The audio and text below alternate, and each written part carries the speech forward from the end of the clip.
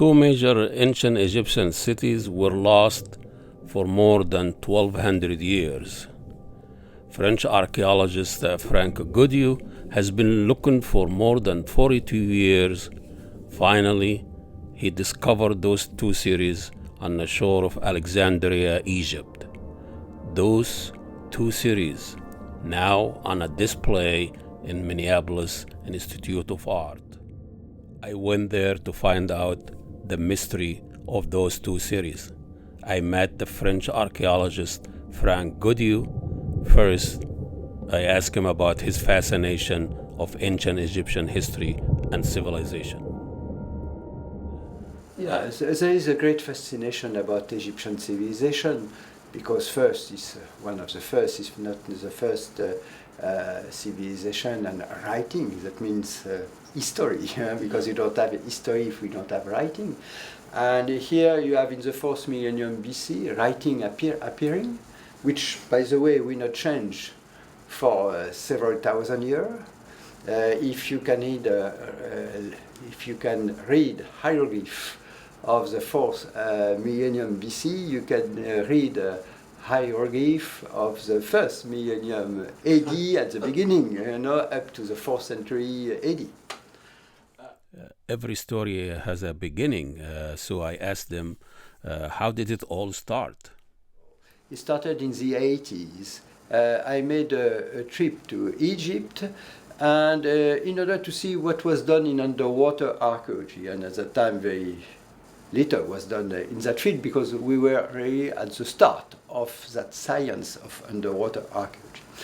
And at that time I met Egyptian archaeologists in Alexandria, and we were discussing about the potential, etc. And one archaeologist mentioned that there were some missing cities. We were not talking only about underwater archaeology, but also we have ancient texts from the greatest authors of the antiquity. Herodotus himself, who is called the father of history, came to Egypt in 450 BC and made a trip to Egypt. And we have made a lot of writing about that trip to Egypt and what he was able to know about Egyptian civilization at that time. And by the way, Herodotus said and wrote, everything we know ourselves Greek proceeds from Egypt. When the father of history gave the city a Greek name, that adds another twist and another layer of confusion and more research. Okay. This has made a big twist in Egyptian history, is that you have a lot of Greek writing about Egyptian civilization, which especially on religion, whereas on some part of the region, especially on Osiris religion, there is very, very, very little Egyptian hieroglyphic text because it was quite secret, Those two series were well documented through histories, but there were no place to be found on land. Franck Goddio thought if it's not found on land, there must be under the water. Because at looking from different texts and looking the distance from one city to another, it did not make sense when you had the actual map of the coast of Egypt. Very often, when putting the distance and the direction, I was hitting the sea. Thus, I thought that most probably those cities has disappeared under the sea. And there was a very important element, which had been brought by Prince Omar Toussoum. Prince Omar Toussoum, before the last war, was a powerful prince of Alexandria region. He was the owner of the land around Abu Kirbe, and he was a very knowledgeable person, very fond of archaeology. And he discovered nearby the shore of Abu Kirbe some antiquities.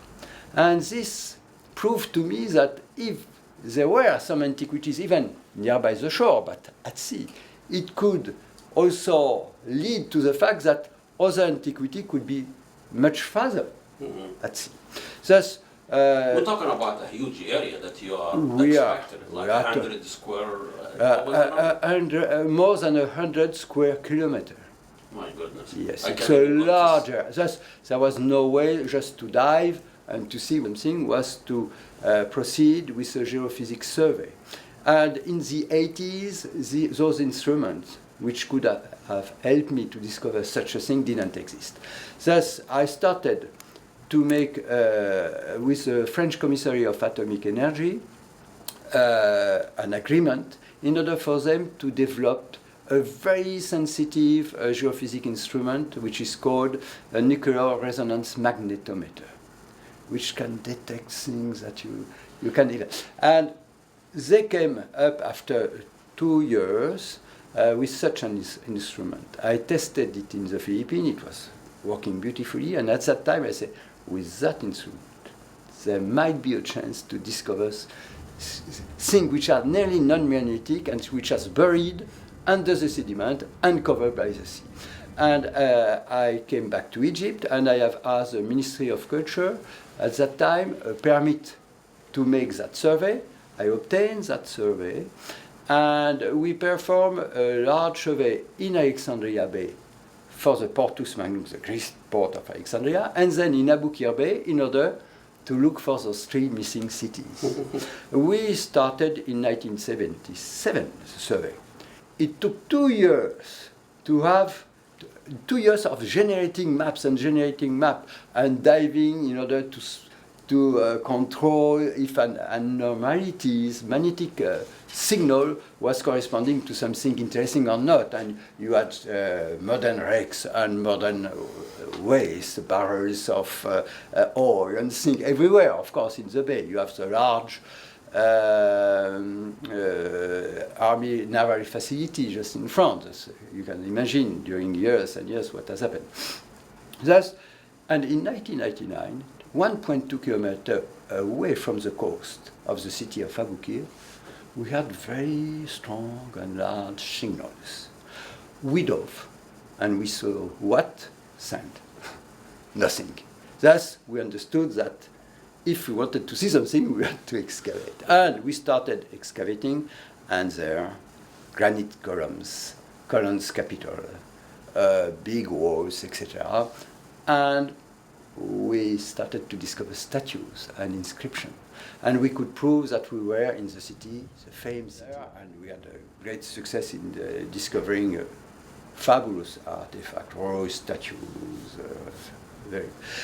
And 1 year later, because we were still performing the survey, we have found 1 city, but still 2 were missing, Archae and Tunis.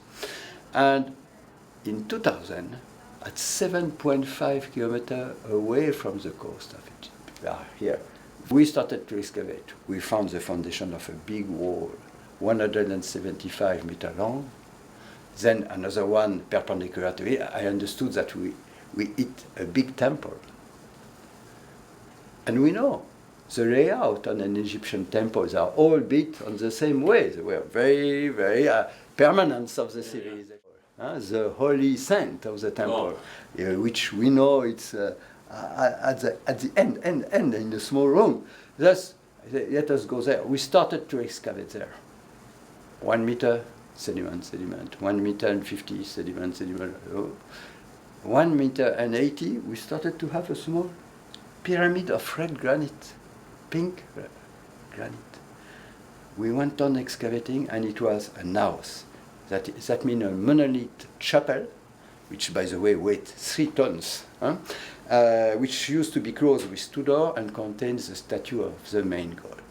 Fabulous, But even more than that, there was an inscription on it. Thus, at that moment, we knew that we were in the city of Archae.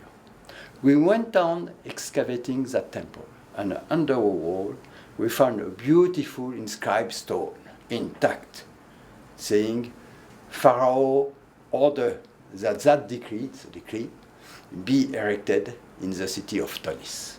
Thus, with those 2 artifacts, we could say that the city of Tunis and the city of Archae was the same. Tunis was the ancient name of that city, Egyptian name, and Archae was a Greek name, always this great filter on it. After years of research and search and excavations, Franck Goddio never had any doubt. But you have to be fully convinced that your theory is right if you want to succeed. Because if you have the slightest doubt, you will drop the case after 1 month, 2 months, 3 months. How is it different to find things, artifacts, or this statue underwater as opposed to in the desert somewhere? Excellent question, because it's totally different. Some things which are extremely well preserved on land would have nearly disappeared under the sea. But other things which has disappeared on land because of flooding, because of things like that, has been totally sealed by the sediment of the Nile and the sea. And you are discovering, for example, in the main temple of the city of Toni-Seracheon, we are discovering all the ritual instruments, whether they are bronze, silver, or gold, at the sites they were when they have been swallowed by the sea. Because those two cities has been swallowed by natural disaster. Earthquake. So it was an island first, right? No, absolutely not. It was the coast of Egypt. The coast, it was on firm land, you know. You were in Egypt, like you were in Alexandria. Yeah. And can you believe that after 1,000 years, maybe Alexandria will be 10 meters down under the sea? It's exactly it. It was land. Those cities were powerful cities. Toni-Seracheon was a port of entry to Egypt. All boats coming from the Great World had to go through that city. Pharaoh himself had to go to the main temple of that city in order to become Pharaoh. Finally, yes. The writing on the wall. There is no doubt anymore. So, is this a beginning or the end? We are just starting. You have to understand that the city of Archaeolgist, which is 7.5 kilometers away from the coast, now totally sunken under the water of the Mediterranean Sea, was twice the size of the city of Pompeii. The city of Pompeii is under excavation since the Renaissance period and heavily excavated since the 18th century. And I would say at least 1/3, if not half of that city of Pompeii is not yet excavated. French underwater archaeologist Franck Goddio, he was passionate, he was interesting, informative, insightful. What a way, looking for those two missing cities in Alexandria, Egypt for more than 40 years. Now they are an exhibit in Minneapolis Institute of Art, where he's taking me now for a private tour. This is the first time I'm coming to an event like that, and I don't meet Dr. Hawass, which is a great thing. Look, this is a very important monument. And where you started? It's in the front of the exhibit. Exactly. It's one of the first monuments we found in the city of Canopus. The top has been discovered on land in the 18th century. It was brought to France, given to the King of France, and is now in the Louvre Museum. Here we go again. The base has been found by Prince Omar Toussoum in the 1930s. And that monument was so important that Champollion, in the Louvre, saw the inscription and said, it's an Egyptian calendar. It's a very important monument, but too much is missing. I can't say anything about it. Because it's written here. Here is, you have the name of the pharaoh, Nectanebo I, 380 BC. He is the greatest pharaoh, the most powerful pharaoh. He is building temple. He is covering the temple with gold, the city, which is at the mouth of the Sea of the Nile. And I order that all ship coming into Egypt or going out of Egypt, we have to go through that city. And all ship, we have to pay tax and duties. Or all manufactured gold or raw material, tax. Here you go again. And wood, gold, etc. And 10% of those tax will be given to the goddess of Lower Egypt. At the end, we walked into a dark room and we saw Queen Isis with a missing head. This is beheaded here. Yeah. I'm afraid to find the head. You know, if ever she's knew that it was the greatest civilization, they consider themselves as a great civilization with some reason. With some reason. It's not fake. No, it was not fake. Well, we excavated everything, and it was under 2 meters of sediment, and you find the basis of the monument. And you find French underwater archaeologist Franck Goddio at Minneapolis Institute of Art, where Egypt sunken cities will be on display for almost 6 months. He was passionate, he was insightful, he was wonderful to talk to. There is a great fascination of ancient Egyptian history and ancient Egyptian civilizations, but who are those people here in the Twin Cities, the followers who actually they're going to show up at Egypt sunken city? For that, we go to the exhibit creator, young Ludwig Grotus. Okay, so there is indeed a fascination with ancient Egypt. And I think Frank touched on the fact that the Egyptian civilization is so old and persisted for such a long time. There's also the aspect of mystery, of things that are hidden inside of pyramids or that cannot easily be read like hieroglyphs. You have to decode them. And this is even more the case in this exhibition, since these cities were hidden under the sea. So there's this sense of discovery and wonder. How long did it take to move all this to bring them here? So there are about 250 objects in this exhibition, going from very small rings in gold to the huge colossi, 5-6 meters high, that you saw in the lobby and in the hall. And so all these objects came from St. Louis, where this exhibition was on view before, and they were hailed here by trucks, and cranes had to take crates to put them on the second floor. It was a major undertaking, and also involved the work of engineers, because we had to make sure that the floors of the museum itself were strong enough. I hope you have insurance on those pieces. We do. Millions of dollar insurance, but... Young Ludwig Grotus, curator of Egypt's sunken city here in Minneapolis Institute of Art.